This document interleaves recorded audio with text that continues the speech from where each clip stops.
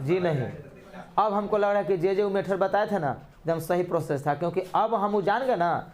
जैसे सुनिए, एक छोटी सी कहानी है, बता देते हैं, मैं आपको सुन लीजिए। उसके बाद मान के चलिए, नहीं रियल नहीं, मतलब कहानी बनाया कि किसी पर सुनो, किसी को अगर डायरेक्ट रूप में तुमको समझाओगे ना तो नहीं समझेगा, उससे आपका दुश्मनी हो जाएगा। कहानी का सारांश यही है। प्लीज शांत होकर सुनिएगा तो सुनिए, तो बाहर जाइए।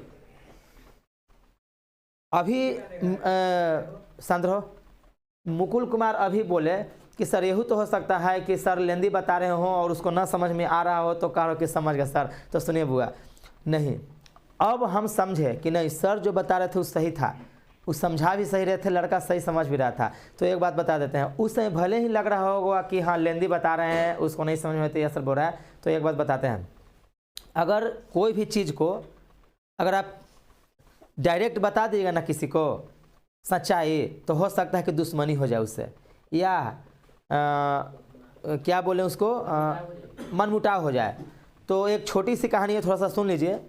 कहानी है कि दो भाई थे और दोनों सोनार थे।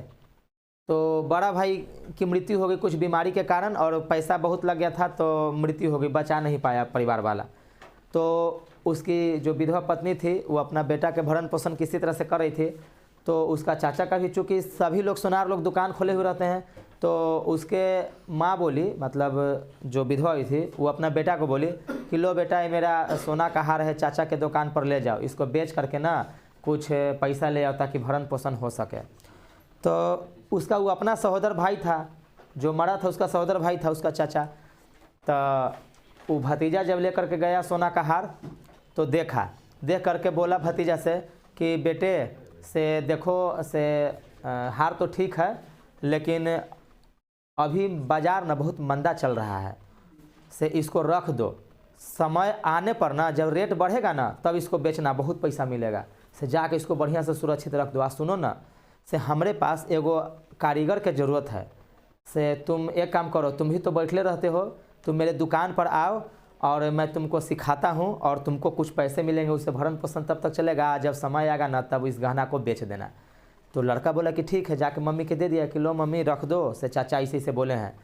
तो मम्मी रख दी। उसके बाद वो आ गया अपने चाचा के दुकान पर, और वहाँ पर उसको सोना चांदी के हीरा के इस सब के परख करने के लिए, जांचने के लिए सिखाया गया कि असली हीरा असली सोना कौन है, नकली सोना कौन है। तो कुछ दिन में पारंगत हो गया, इतना पारंगत हो गया बुआ कि दूर दूर से लोग उसके पास आते थे गहना चिन्हवाने के लिए कि देखो तो असली है कि नकली, वो चिन्ह के बताता था। तो अब उसके चाचा बोले ना कि बेटा एक काम करो, जो तुम गहना ले आया था ना जाओ लेकर के आओ, अब बाज़ार बहुत माने बढ़ गया है, तेज़ हो गया है, सो गहना को बेच दो।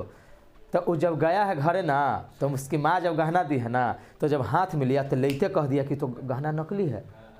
अब सुनिए बुआ, अगर उस समय इस कहानी से हमको यही शिक्षा मिलती है कि उस समय अगर उसको चाचा अगर ये कह देता कि ये तो तुम्हारा गहना नकली है, तो वो खुद लड़का और उसकी माँ बोलती कि आज हमारे पास विपत्ति का पहाड़ टूट पड़ा है, मेरे पापा का देहांत हो गया, वो कहती कि मेरे पति का देहांत हो गया, तो मेरा अपना देवर भी बदल गया, असली सोना को नकली कह दिया। सोचिए मनमुटा होता कि नहीं। लेकिन अब वो खुद लड़का चूंकि जांचना जान गया था कि सोना असली है कि नकली, तो खुद अपना हार को खुद कह रहा है कि मम्मी ये तो सोना नकली है।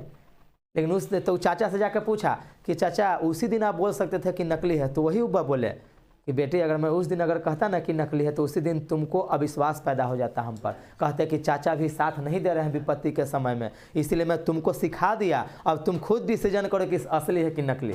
बताइए कितना मार्मिक कहानी है, इससे हमको बहुत शिक्षा मिलती है, समझ गए ना, याद रखिएगा सब चीज़ को। बहुत अच्छा लगा, हमको भी बहुत अच्छा लगा था कहानी। उसी तरह से सुनो मुकुल कुमार उसी तरह से सुनो। अब मैं चूँकि एज अ टीचर अब जान गया हूँ कि वो जो सर बता रहे थे सही बता रहे थे, टाइम डिस्टेंस स्पीड का मात्रक बताने के साथ उसका रिलेशन बताया तो सही था वो, समझ गए ना। चलिए तो बोर्ड पर देखिए।